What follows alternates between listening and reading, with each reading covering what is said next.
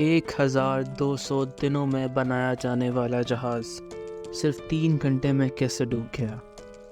آج ہم بات کریں گے ایک ایسے واقعے کی جو 10 اپریل 1912 کو پیش آیا۔ ٹائٹینک، دنیا کا سب سے بڑا اور سب سے شاندار جہاز، اس دن اپنے پہلے سفر کے لیے نکلتا ہے۔ انگلینڈ کے ساؤتھ ہیمپٹن سے نیو یارک کی طرف سفر کر رہا ہے۔ جانتے ہیں کہ یہ ٹائٹینک کا آخری سفر کیسے بنا۔ اس کہانی کی طرف چلتے ہیں تو شروع کرتے ہیں اور ٹائٹینک کی کہانی میں چھپے رازوں سے پردے اٹھاتے ہیں۔ ایک طرف یہ مانا جاتا ہے کہ ٹائٹینک کا ڈوبنا ایک عام حادثہ تھا، لیکن دوسری طرف یہ مانا جاتا ہے کہ اس کے ڈوبنے میں کچھ اور ہی راز چھپا ہے۔ بات ہے 10 اپریل 1912 کی، جب دنیا کا سب سے بڑا جہاز ٹائٹینک اپنے پہلے سفر کے لیے نکلتا ہے۔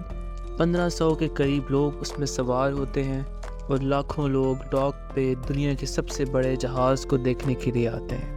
ان میں سے کافی لوگ اپنے پیاروں کو الوداع کرنے کے لیے وہاں موجود ہوتے ہیں، لیکن ان کو کیا خبر کہ وہ آخری بار ان سے مل رہے ہیں۔ نہ جہاز میں سوار لوگوں کو پتہ ہے اور نہ اس کرو کو کہ یہ سفر ان سب کی موت کا سبب بننے والا ہے۔ تو یوں ہی ٹائٹینک اٹلانٹک میں اتر کر اپنے سفر کا آغاز کرتا ہے۔ یہ جہاز ساؤتھ ہیمپٹن انگلینڈ سے نیو یارک کی طرف جا رہا ہے اور اس کے اندر ہر طرح کے لوگ سوار ہیں، بڑے انڈسٹریلسٹ، ایکٹریسز سے لے کر امیگرنٹس تک، جو ایک بہتر زندگی کی تلاش میں امریکہ جا رہے ہیں۔ ایڈورڈ جون سمتھ 62 سال کا ایک سینئر کیپٹن اس جہاز کی کمانڈ سنبھالتا ہے۔ سب ٹائٹینک کو لے کر بڑے ایکسائٹڈ تھے، کیونکہ یہ نہ صرف سب سے بڑا جہاز تھا بلکہ بہت ہی لگژریس تھا۔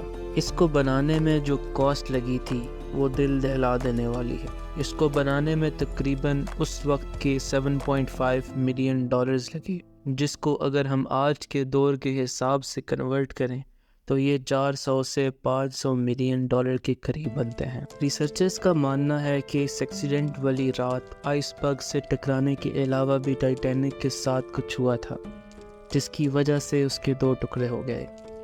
اس جہاز کو بنانے والی کمپنی وائٹ سٹار لائن کا ماننا تھا کہ یہ شپ انسنکیبل ہے۔ ان کو کیا معلوم تھا کہ یہ پہلا سفر ہی اس جہاز کا آخری سفر ہوگا۔ وارننگز ملنے کے باوجود بھی اس جہاز کی سپیڈ کو کم نہیں کیا جاتا اور اسے 21.5 ناٹس یعنی کہ 40 کلومیٹر پر آور کی سپیڈ پہ ہی رکھا جاتا ہے۔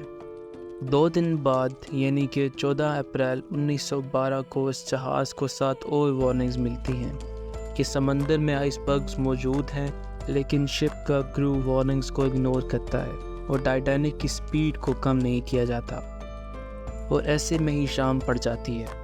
اس رات مون لائٹ نہ ہونے کی وجہ سے ویزیبلٹی بہت کم ہوتی ہے۔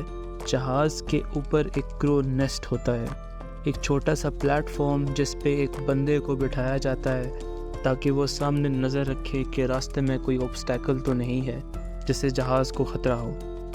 ویزیبلٹی کم ہونے کی وجہ سے وہ بندہ دور سے آبزرو نہیں کر پاتا۔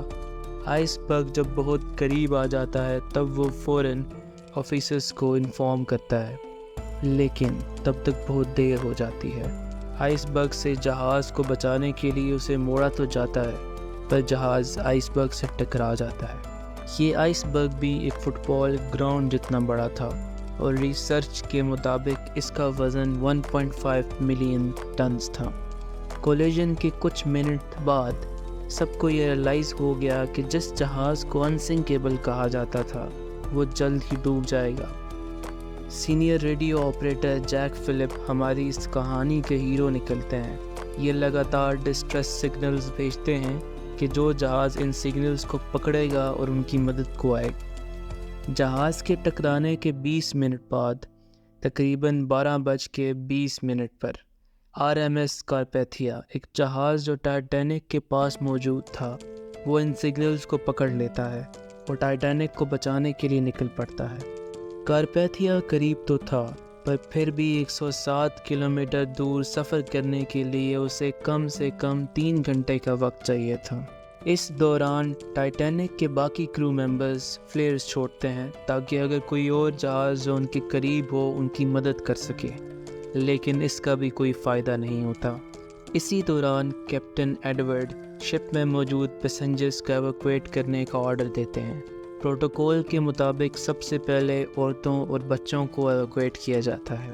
زیادہ تر لوگ اس وقت بھی پرسکون تھے کہ یہ تو انسنکیبل جہاز ہے اور ہم نہیں ڈوبیں گے، لیکن جب ایک کے بعد ایک کمپارٹمنٹ پانی سے بھرنے لگتا ہے تو پھر پینک سچویشن کریٹ ہو جاتی ہے اور لوگ اپنی جان بچانے کے لیے بھاگنے لگتے ہیں۔ مسئلہ یہ تھا کہ شپ میں صرف 20 لائف بوٹس تھیں اور ایک بوٹ کی کیپیسٹی 65 پرسنز تھی، جس کا مطلب ہے کہ 2200 میں سے 1200 لوگوں کو ایویکویٹ کیا جا سکتا ہے۔ تقریباً 2 بجے کے قریب آخری لائف بوٹ پانی میں اتر جاتی ہے، لیکن ابھی بھی شپ میں 1000 سے زیادہ لوگ موجود تھے، جن میں سے کچھ اپنی جان بچانے کے لیے ایک دوسرے سے لڑ رہے تھے اور وہیں کچھ لوگوں نے اپنی شکست قبول کر لی تھی اور وہ موت کو گلے لگانے کے لیے تیار تھے۔ آئی وٹنسز کے مطابق 2 بجے کے قریب یہ جہاز 2 ٹکڑوں میں ٹوٹ گیا اور صرف 3 گھنٹے کے اندر یہ انسنکیبل جہاز پانی کے اندر مکمل ڈوب گیا۔ جو لوگ جہاز میں موجود تھے وہ ٹھنڈے پانی کی وجہ سے، جس کا ٹیمپریچر -2 ڈگری تھا، مر گئے، اور کیپٹن ایڈورڈ آخر تک جہاز کے وہیل کو پکڑ کر بیٹھے رہے اور وہیں مر گئے۔ کچھ لوگوں کا یہ ماننا ہے کہ جہاز ڈوبنے سے پہلے ہی انہوں نے خود کو گولی مار کے سوسائڈ کر لی تھی۔ RMS کارپیتھیا تقریباً 4 بجے کے قریب پہنچتا ہے اور 705 کے قریب لوگ جو لائف بوٹس میں موجود ہوتے ہیں ان کو بچا لیتا ہے۔ کیا ٹائٹینک کا ڈوبنا ایک عام حادثہ تھا؟ اس جہاز کے ڈوبنے کے بعد بہت سے سوال اٹھے کہ آخر کیا وجہ تھی کہ اتنا شاندار جہاز ڈوب گیا۔ انویسٹیگیشنز کے بعد کچھ ایسی باتیں سامنے آئیں جن کو سننے کے بعد سب شاکڈ رہ گئے۔ کہا جاتا ہے کہ اس رات ایک اور جہاز SS کیلیفورنین ٹائٹینک سے صرف 37 کلومیٹر دور تھا جو سب لوگوں کی جان بچا سکتا تھا، لیکن اس جہاز کے ریڈیو کو آف کر دیا گیا تھا، جس کی وجہ سے اسے کوئی ڈسٹریس سگنل نہیں پہنچ سکا۔ حیرانی کی بات یہ ہے کہ یہ جہاز تب بھی لوگوں کو بچانے نہیں پہنچا جب فلیئرز اور راکٹ آسمان میں چھوڑے گئے۔ بعد میں یہ پتہ چلا کہ انہوں نے فلیئرز نوٹس کیے تھے، لیکن انہوں نے یہ سمجھا کہ ٹائٹینک پہ امیر لوگ سوار ہیں جو پارٹی کر رہے ہوں گے۔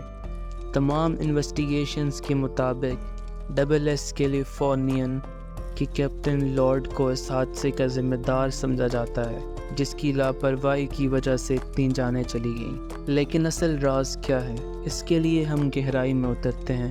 اتنے بڑے ڈیزاسٹر کے لیے ایک آدمی کو بلیم نہیں کیا جا سکتا، کیونکہ اور بھی ایسی غلطیاں دیکھنے کو ملتی ہیں، جیسے کہ سب سے پہلی غلطی جہاز میں سفیشینٹ لائف بوٹس موجود نہیں تھیں۔ پھر اس میں غلطی شپ کے کیپٹن ایڈورڈ کی بھی تھی، جس نے سیفٹی ڈرلز بھی کنڈکٹ نہیں کروائے، اور میرے مطابق سب سے بڑی غلطی اسٹیئر مین رابرٹ ہچنز کی ہے، کیونکہ شپ کی ڈائریکشن کے حوالے سے دی گئی انفارمیشن کو اس نے پینک میں مس انڈرسٹوڈ کیا اور جہاز کو لیفٹ سائڈ کی بجائے رائٹ سائڈ پہ ٹرن کر دیا، جس کی وجہ سے جہاز آئس برگ کے مزید قریب ہو گیا۔ تو کیا ہم نے ٹائٹینک کی اصلی کہانی کو سمجھ لیا ہے؟ شاید ہاں اور شاید نہیں۔ ٹائٹینک کا راز ہمیشہ چرچے کا موضوع رہا ہے اور شاید ہمیشہ رہے گا۔ اپنی رائے ہم سے کمنٹس میں ضرور شیئر کریں۔ شکریہ ویورز جو آج ہمارے ساتھ تھے۔ ہم ملیں گے اگلی ویڈیو میں، تب تک کے لیے کیوریوسٹی کو ہمیشہ زندہ رکھیے۔ خدا حافظ۔